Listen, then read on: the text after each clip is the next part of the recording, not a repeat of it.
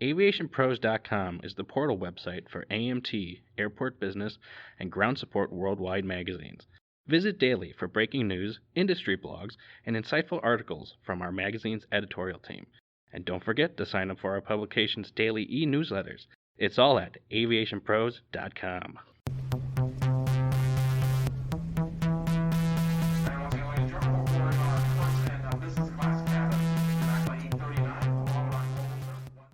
Hello, everyone, and welcome to another edition of the Aviation Pros podcast. I'm Joe Petrie, Editorial Director for the Endeavor Aviation Group. The Memphis-Shelby County Airport Authority has an extremely important role in the American aviation system. Overseeing Memphis International Airport and two general aviation airports in the region, the authority isn't just a hub of activity in the South, but a linchpin in the national cargo system. Terry Blue is the new president and CEO of the Airport Authority, taking over January 1st, replacing industry stalwart and longtime CEO Scott Brockman, who retired at the end of 2023. Terry sat down with me to talk about his new position, his vision for the region, and how he sees Memphis and the industry evolving in the coming decade. Well, Terry, thank you very much for speaking with me today. Really appreciate you taking the time, and congratulations on the new position. I wanted to first off talk a little bit more about you and get it to know about how you ended up in this. So tell us, what's your background and how did you end up on the airport management career path?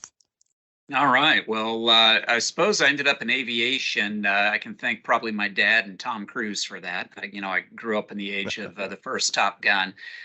Started out wanting to be a pilot, but was entering flight training at one of those cyclical periods when pilots were being furloughed, and I was quickly running out of money. So I needed to reevaluate my plans and probably decided, maintenance wasn't a thing for me because I couldn't tell you the difference between a Phillips head and a regular head screwdriver. So air traffic at that time was only hiring out of the military. So eventually, by process of elimination, I looked to airport management.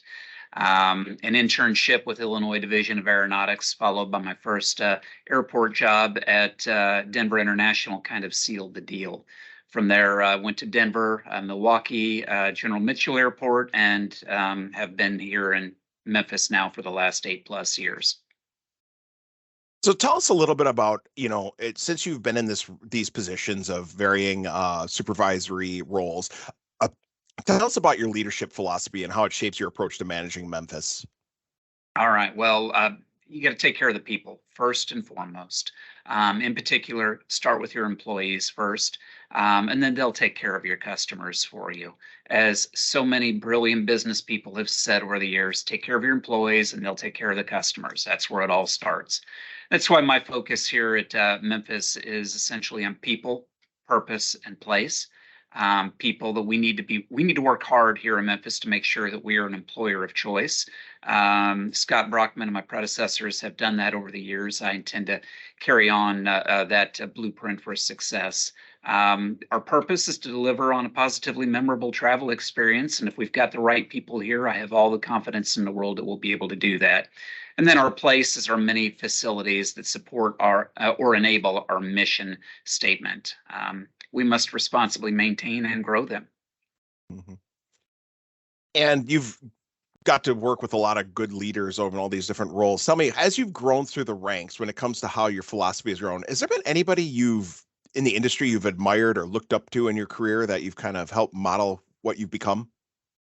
Joe, you mentioned that I've been very blessed in my career to work with and for some truly outstanding people, and I could give you a list of 15 different names. I've been truly blessed, though, to work for two different AAAE Distinguished Service Award winners directly, Barry Baton in Milwaukee and Scott Brockman in Memphis. Both have been amazing mentors to me, and each has achieved success in different ways because of their respective circumstances. But Scott, who's done about everything there is to do in airport management during his career, has really shown me how to get engaged in the industry and what it takes to be successful. And I suppose at the end of the day, at the end of my career, if I can look back having achieved half of what Scott did, I'd say it was a pretty good run. Good man, good boss, just a true inspiration. And He certainly leaves some really big shoes here in Memphis, literally and figuratively, to fill. That is very true. I mean, it's a very important piece of the aviation industry as a whole, and Scott's a very big, formidable figure in the industry. So tell me, now that with this position, I mean, what are the biggest challenges facing the Memphis aviation system today? Okay. Well, Joe, the Airport Authority just finished a master plan that looked at the future for all three of our airports. We're, of course, known for Memphis International Airport. We have two general aviation airports as well. That master plan highlighted that which we actually already knew. Our biggest challenge right now is at Memphis International Airport in our terminal and landside facilities. MEM has fully recovered from the pandemic and is currently in growth mode for enplanements. We're quickly running out of vehicle parking space, believe it or not. Plus, we have a 60-year-old terminal building in need of attention. I know we probably will touch on that a bit more in depth. So we've really, for the next decade, that's really where we're going to be focusing hard. Of course, there's an awful lot more beyond that, but those are the two big major focus areas. Mm-hmm. And Memphis International, I mean, you can't say that name without immediately thinking cargo. I mean, they're just one and the same. But tell me, looking forward, how do you anticipate the commercial, cargo, and business general aviation traffic evolving in the region over the next decade? Well, you are exactly right. Memphis is synonymous with cargo. As we say around here, thank you, FedEx. In part because of them, we are the world's second busiest cargo airport. But looking ahead, I'm extremely bullish on cargo and business aviation in this region. The business environment in the Memphis area is entering something of a renaissance period.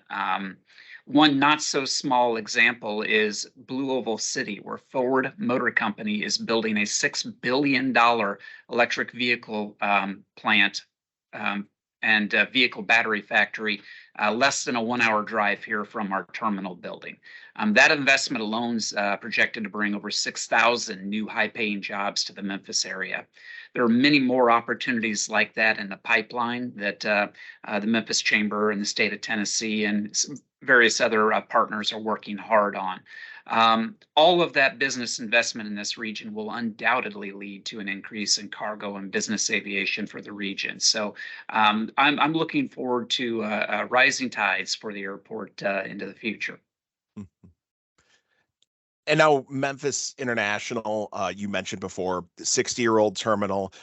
You just finished a master planning process. Tell me a little bit about this terminal modernization program. What's the scope and need overall?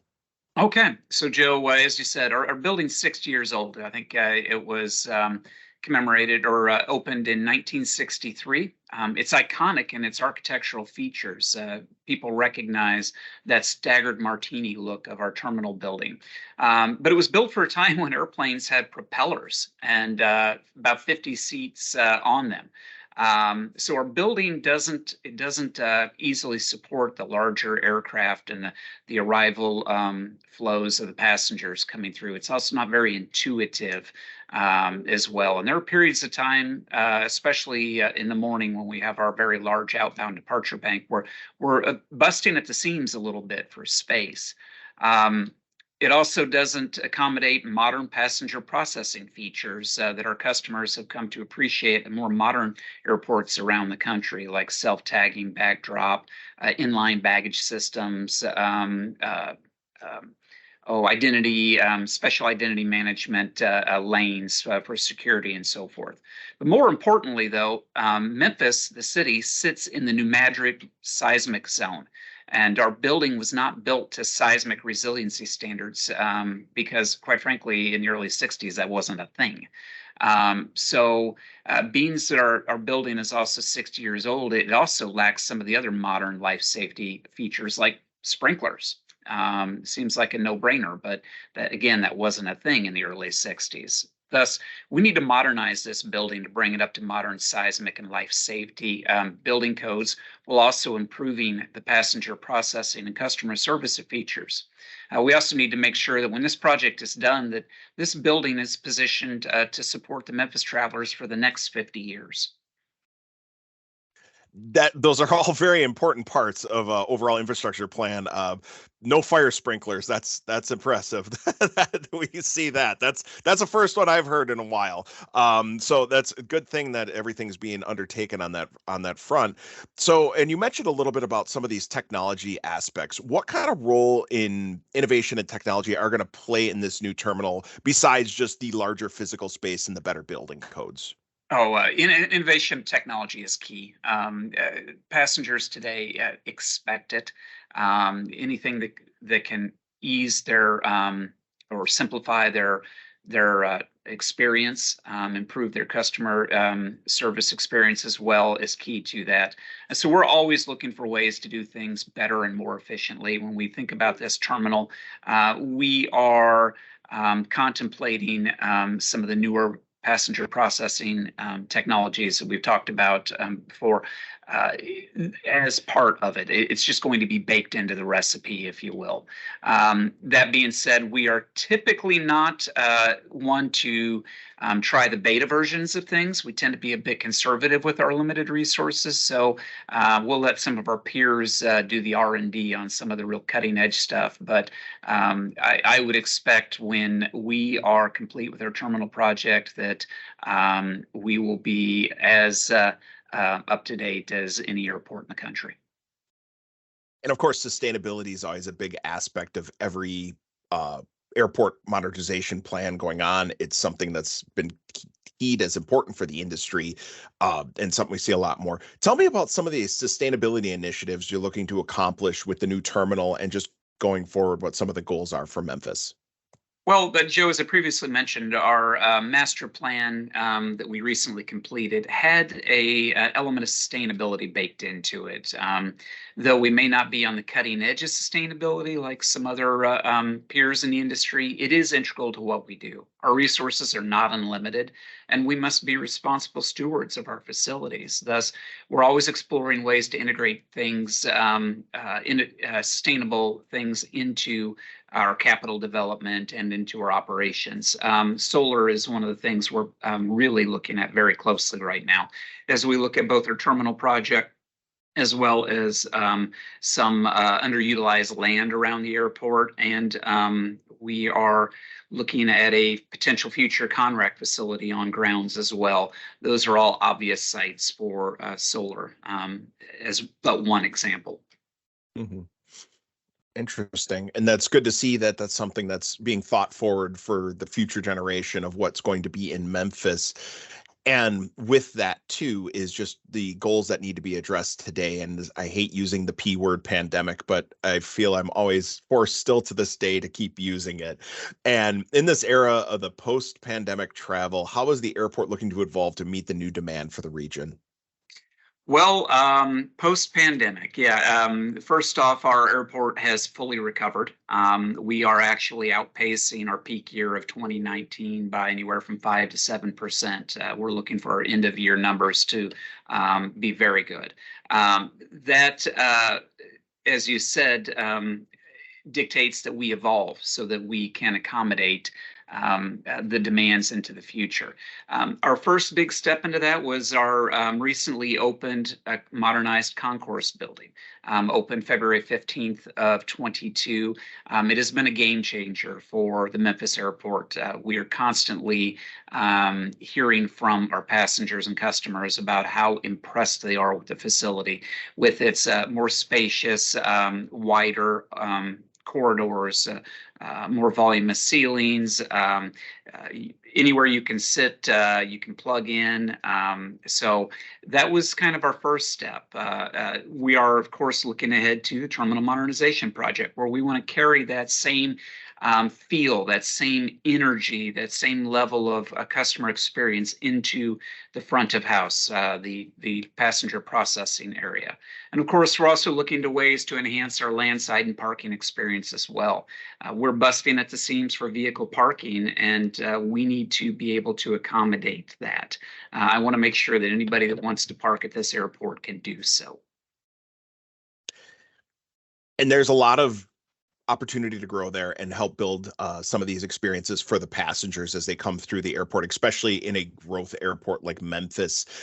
Tell me, what are some of the initiatives you are prioritizing to enhance the overall customer experience as they come through the airport?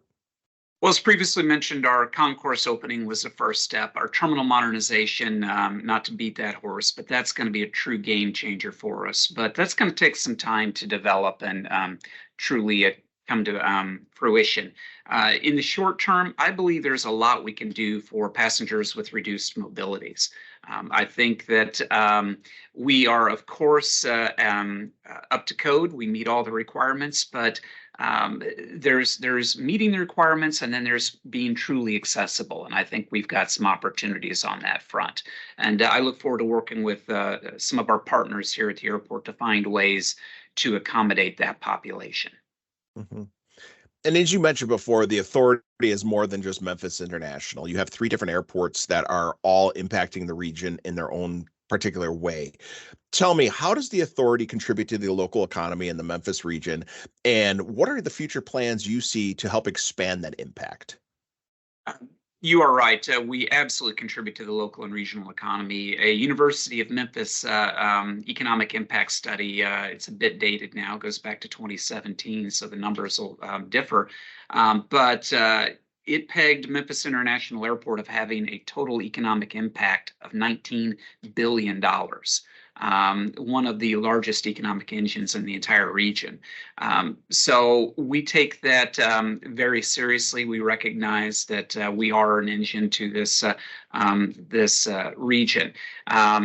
We need to continue to push that. That means being able to support our cargo and airline partners so that they're able to come and go as they need, that we have the facilities to support their operations. What's good for them is good for us. Secondly, we have some, in my opinion, some underutilized assets here at the airport. So our team is right now looking at ways to leverage those underutilized assets to, again, help buoy the economy here in Memphis. And it's great to see a lot of the goals being met on the local level and the focus on there. But, we're also an industry that has some very strong associations with some incredible thought leadership out there, with some people doing some great things. Tell me, what are some of the trends in airport management space you are most excited about from the industry and you want to bring to the authority? Well, you're exactly right. This industry, relatively small, has some truly amazing professionals in it that are really out there on the cutting edge and true leaders in every sense of the word. I'm privileged to know so many of them.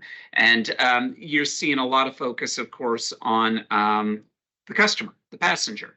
Um, Making sure that the airport facilities are there to support them in every way to make sure that their experience in the airports is as seamless and smooth and positive as possible. That's a mission we're 100% behind as well. Technology is going to be key to that. One of the things out there that is, you can't hardly turn on the television or radio without hearing about AI. Machine learning and is going to be really a driving force, in my opinion, in passenger processing, in customer service, in security, in operations, just doing things better, faster, cheaper. And also looking ahead to the future. The airport industry, you mentioned all those great leaders that are out there, but there's an awful lot of focus on developing the next generation.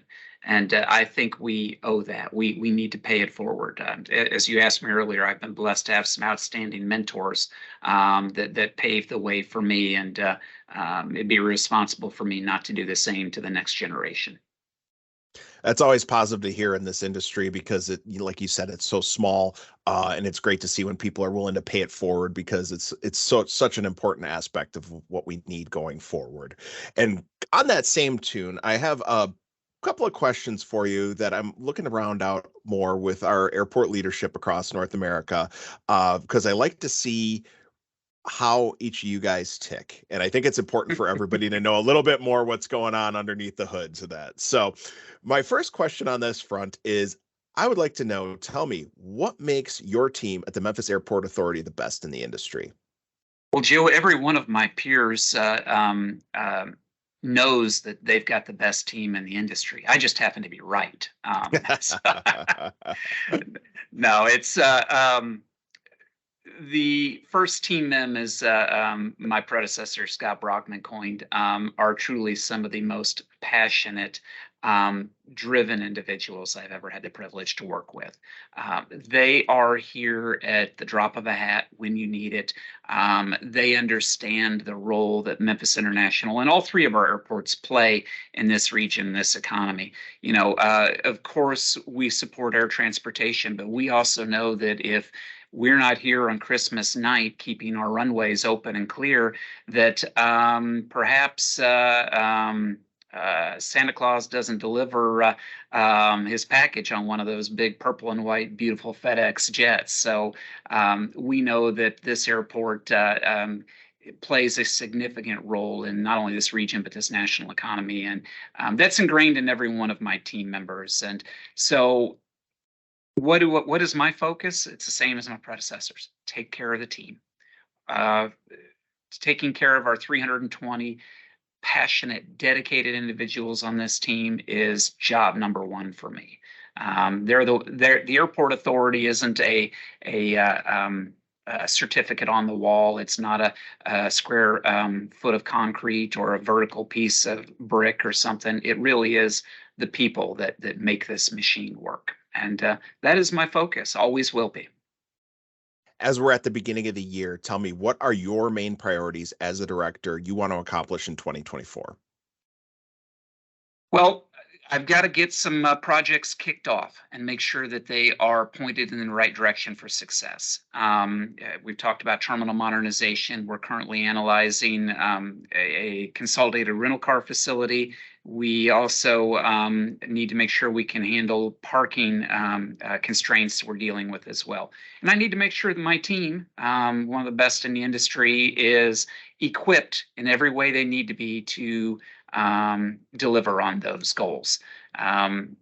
So on the capital side, that's where it's focused. On the business side of the house, I need to make sure that we remain competitive, that our business partners, both airline and cargo alike, are able to count on Memphis as a place to operate efficiently, effectively, and profitably.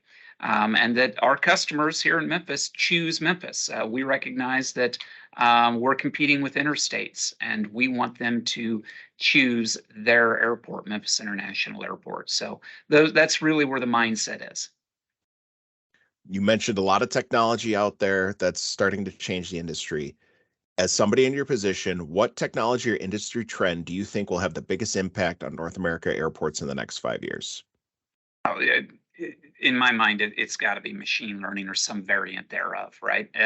It is poised to touch everything we do, whether it is operational processes, security processes, business processes. It is going to no doubt improve the customer experience at this airport and every other airport. So it's, of course, in its infancy in some respects, and it's evolving exponentially. But I believe that as we look to North American airports over the next 5 years, the role that AI or machine learning is going to play is just going to be, it's hard to fathom where that will go. It's again, it's going to be integral to everything. Mm-hmm. And my last question for you today, I know you're new to the position, but where do you want to see the Memphis Airport Authority go in the next 10 years? The Airport Authority will continue on its mission of supporting a positively memorable travel experience and ensuring that all of our partners are able to achieve their goals here in Memphis, that we're able to support the community that we serve. Terry, thank you very much for your time today. Again, congratulations on the position, and looking forward to hearing all the exciting things happen with the new terminal in Memphis and just seeing where things take you in the future and some of the things you're able to accomplish in your tenure. Joe, thank you very much. It's been a pleasure. Thanks again for listening to today's podcast.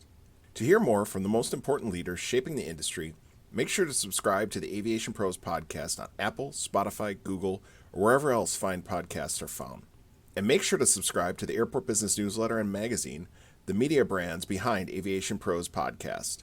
I'm Joe Petrie. We'll catch you next time.